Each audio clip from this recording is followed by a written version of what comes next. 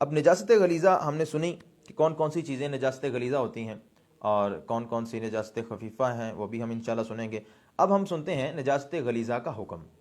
کہ نجاست غلیظہ اگر کتنی لگی ہوگی تو اس کو پاک کرنا ضروری ہے،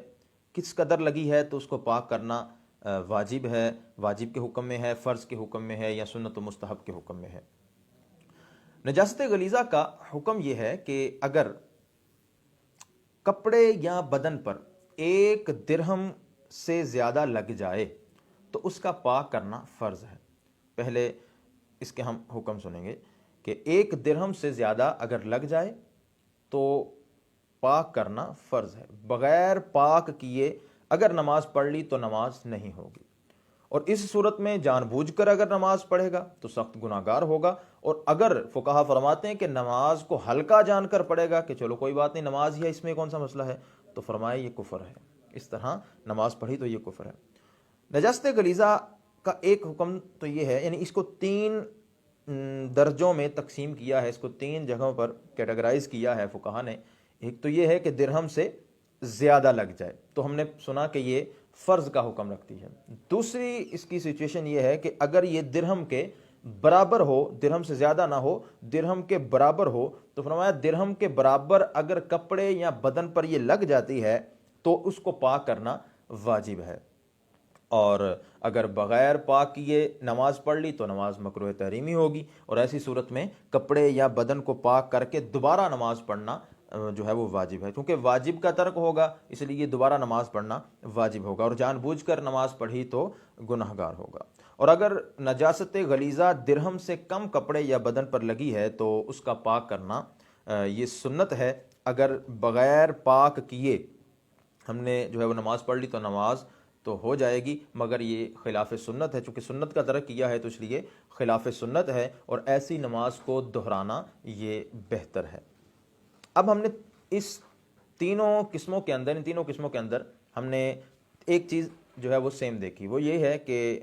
فقہا نے جو بیان فرمایا کہ درہم کی مقدار سے زائد ہوگی، درہم کی مقدار کے برابر ہوگی، یا درہم کی مقدار سے کم ہوگی۔ درہم کی مقدار سے زائد ہو تو اس کا پاک کرنا فرض ہے، درہم کی مقدار کے برابر ہو تو پاک کرنا واجب ہے، اور اگر درہم کی مقدار سے کم ہے تو پاک کرنا سنت ہے۔ اب درہم کی مقدار کتنی ہے یہ بھی ہم سنیں گے تو ہمیں پتہ چلے گا، چونکہ درہم کی مقدار وہ بھی فقہا نے بیان فرمایا ہے، کیونکہ ہر چیز علم دین سیکھنا چاہیے، اور ہر چیز علماء نے کتابوں کے اندر ہمارے لیے بیان فرمائی ہے۔ ہمیں چاہیے کہ جہاں سے بھی موقع ملے، جب بھی موقع ملے تو معتبر علماء کرام سے اور خوش عقیدہ علماء کرام سے ان کی صحبت حاصل کرتے رہیں اور علم دین کا خزانہ حاصل کرتے رہیں۔ نجاست غلیظہ کا درہم یا اس سے کم ہونے سے مراد یہ ہے کہ پھر اس میں 2 طرح سے اس کی تقسیم کری۔ درہم کی تعیین ہے، درہم کو 2 طرح سے اس کی تقسیم کری پھر کی گئی ہے۔ اگر تو نجاست غلیظہ گاڑی ہوگی یا پھر نجاست غلیظہ پتلی ہوگی، مطلب گاڑی جیسے پاخانہ ہے، لید وغیرہ ہے، اور اسی طرح گوبر وغیرہ ہے، یہ بھی نجاست غلیظہ میں ہے۔ تو اگر تو نجاست غلیظہ گاڑی ہے تو اس سے مراد وزن کے طور پر جو ہے وہ درہم لیا جائے گا، اور 1 درہم کی جو مقدار جو ہوتی ہے وہ 4.5 ماشے، ٹھیک ہے جی، 4.374 گرام، یہ ہے 4.5 ماشے، اور یہ 1 درہم کی مقدار ہے۔ لہذا اگر جہاں اب ہم نے نجاست کا حکم یہ پڑھا کہ 1 درہم سے زیادہ ہوگی تو فرض ہے، برابر ہوگی تو واجب ہے، کم ہوگی تو سنت ہے، تو وہاں مراد اس سے یہ ہوگا کہ اگر کسی جسم پر، بدن پر، کپڑے پر یا جگہ پر 4.374 گرام یا 4.5 ماشے سے زیادہ لگی ہے تو فرض ہے، 4.5 ماشے کے برابر لگی ہے تو اس کو دھونا واجب ہے، اور اگر 4.5 ماشے سے کم ہے تو دھونا سنت ہے، اور یہ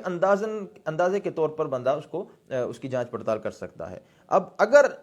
یہ تو ہے، یہ اس وقت ہوگا کہ جب نجاست گاڑی ہوگی، اور اگر نجاست غلیظہ جو ہے یہ پتلی ہو، لیکوڈ فارم میں ہو، جیسے پیشاب ہے، شراب ہے، قے ہے، اور اسی طرح کی دیگر پتلی نجاست کے حکم میں جو بھی چیز آئے گی، اگر تو وہ صورتحال ہے تو اس میں پھر اس کی لمبائی اور چوڑائی جو ہوگی اس کو درہم کے اندر مراد لیا جائے گا، اور اس میں پھر جو ہے وہ کس انداز سے فقہا نے ہماری رہنمائی فرمائی ہے، فرمایا کہ اگر ہم اپنی ہتھیلی کو ہموار کریں اور ہتھیلی کا جو درمیان والا حصہ ہے اس پر ہم پانی گرائیں، اور پانی گرا کر اس کو بالکل جو ہے وہ ہاتھ کو اپنے کو پلین کریں اور سیدھا رکھیں اسٹریٹ کر کے، اس پر ایک وقت ایسا آئے گا کہ پانی کا کچھ حصہ ہماری ہتھیلی پر رک جائے گا اور جو زائد پانی ہوگا وہ گر جائے گا، اور یہ جو درمیان میں ہتھیلی کے پھیلاؤ ہے، ہتھیلی کا بالکل جو درمیان والا حصہ ہے، اس پر پانی جتنا رک جائے اتنا درہم شمار کیا جائے گا۔